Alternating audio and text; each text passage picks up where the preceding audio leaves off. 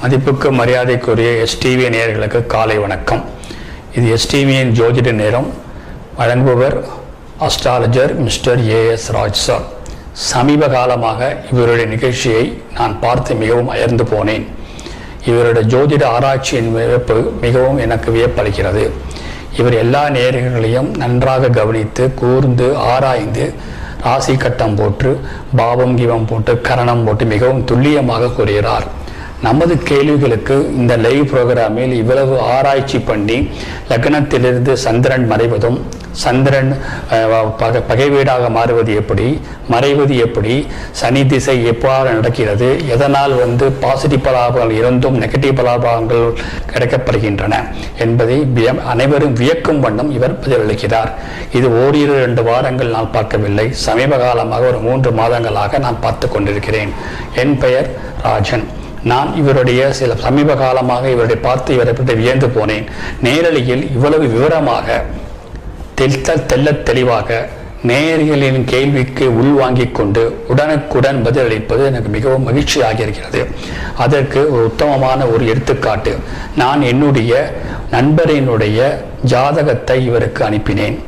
அவர் போன வாரம் அதை நேரலையில் ராசி கட்டம் போட்டு அவர் நன்றாக இருப்பார் என்று பல ஜோதிடர்கள் கூறியும் அவர் நன்றாக இல்லை, வேலையை இழந்திருந்தார்.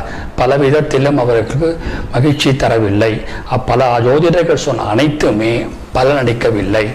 அதுக்கு என்ன காரணம் என்று நேற்று அவர் போன ஞாயிற்றுக்கிழமை தெளிவாக சொன்னார். லக்னத்திலிருந்து சந்திரன் மறைந்திருப்பதும் மேலும் இவர் தேய்பிரை ஏகாதசியில் பிறந்ததும் இதெல்லாம் ஒரு சில எடுத்துக்காட்டுகள்.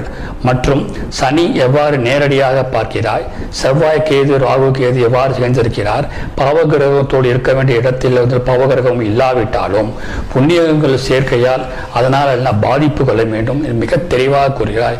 ஒரு லைவ் புரோகிராமில் இவ்வளவு தெளிவாக எந்த ஜோதிடர்களும் கூட்டதாக என்னுடைய நாலேஜுக்கு பொறுத்தவரை எட்டவில்லை. நான் பல புரோகிராம்கள் பார்த்துள்ளேன்.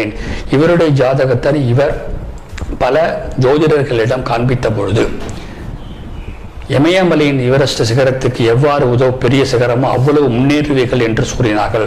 இந்நாள் வரை அவ்வாறு அவர் முன்னேறவில்லை. அதில் 0.01% கூட அவர் பலிக்கவில்லை. நேற்று அவர் கூறியது 100க்கு 100 உண்மை. இது எனக்கு மிகவும் ஆழ்ந்த அதிர்ச்சியை ஏற்படுத்துகிறது. அதிர்ச்சி என்பது என்னனால் இவ்வளவு ஒரு 5 நிமிடம் ஒரு 10 நிமிடத்தில் இவ்வளவு தெளிவாக ஒரு ஆராய்ந்து கூறுகின்றது இவருடைய அனுபவத்தை காட்டுகிறது. அதனால் இவரை இந்த ஜோதிட நேரத்தில் பார்க்கும் அனைத்து நேயர்களும் தனக்கு தெரிந்த உறவினர் நண்பர்களை இவரை அணுகும்படியும் அதன் மூலம் அதற்குரிய முன்பதிவு பெற்று கட்டணத்தையும் செலுத்தி இவரை இடமிருந்து அனுபவத்தை பெற்றுக்கொண்டு வாழ்க்கையில் முன்னேற பயனடையுமாறு மிகவும் தாழ்மையும் பணிவன்புடன் கேட்டுக்கொள்கிறேன்.